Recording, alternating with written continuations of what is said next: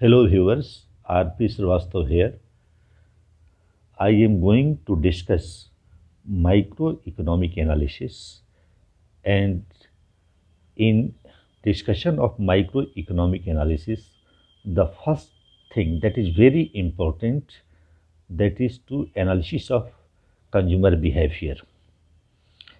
This chapter is prescribed for all the courses that are to be studied in economics, that may be at the level of graduation or post graduation, or even for any competitive examination like civil services or economic services in various other associated examinations. When we come under the umbrella of economics, the first thing that to be studied under microeconomic analysis is the study of consumer behaviors. I have prepared two slides uh, for consumer behavior. This is the first one, consumer behavior first. So let us discuss what is consumer behavior all about. Nature of demand function. The first slide entitled The Nature of Demand Function, that is very much associated with analysis of consumer behavior. The basic object of the theory of consumers' behavior is to estimate the market demand curves for consumer goods. For the demand curves of individual households, a critical study of the individual consumer is imperative. And consumer demand is associated with the existence of utility.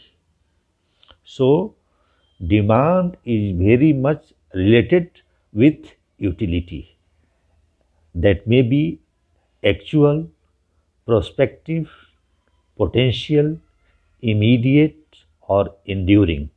But demand itself is due to the existence of utility of the related within the related commodity.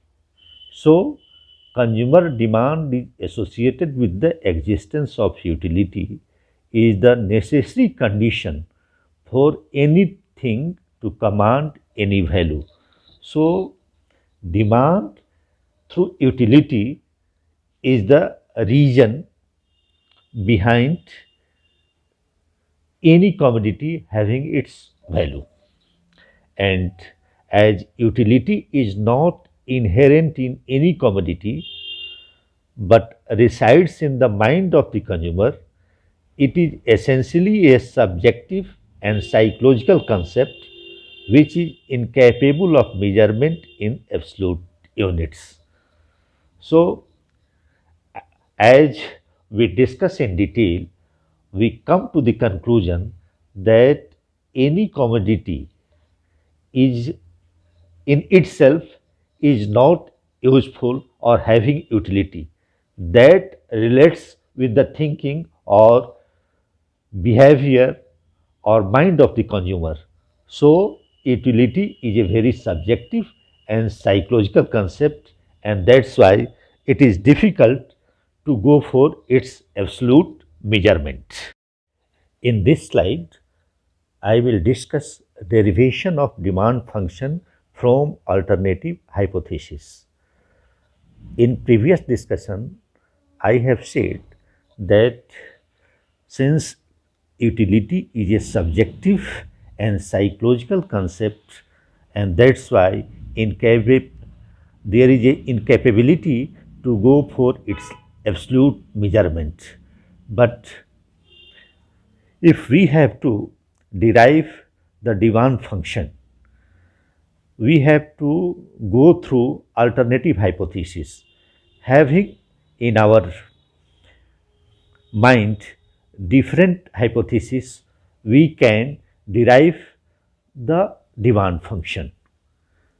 The existence of utility, actual, prospective, or potential, immediate, or enduring, for some, if not all individuals, is the necessary condition for any commodity or service to command any value in the market.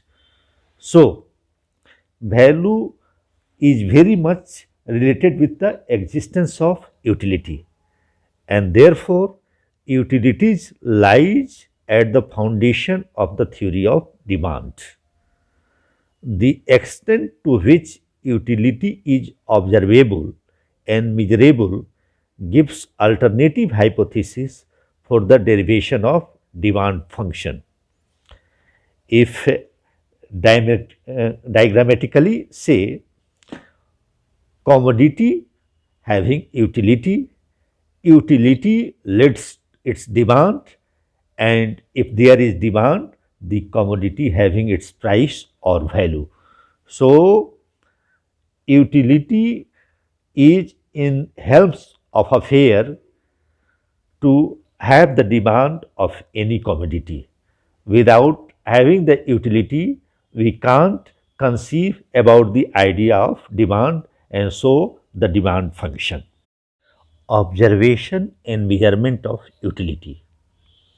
Utility is a psychological phenomenon, a feeling residing in the mind of the consumers and therefore totally subjective in nature.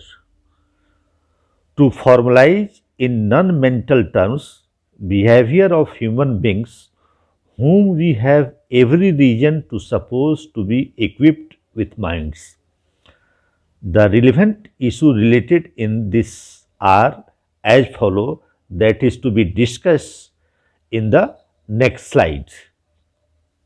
As in my earlier discussion, I have said that complexity lies in the measurement of utility. So, what are the relevant issues that involved in the measurement of utility?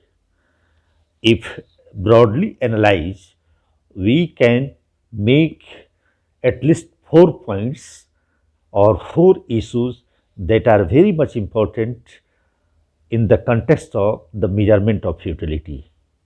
The first issue, that is the method of introspection or the observable behavior. Second, that is subjected to a single choice or multiple choice. The third one, that is certainty only or uncertainty as well. And lastly, that is measurable in cardinal or ordinal terms. So, having all these issues in measurement of utility, there needs to have the discussion about all these issues in detail. So, I will complete my lecture here, and in next lecture, that is entitled Consumer Behavior Part 2, I will discuss all these issues in detail, and then I will complete the consumer behavior analysis in detail.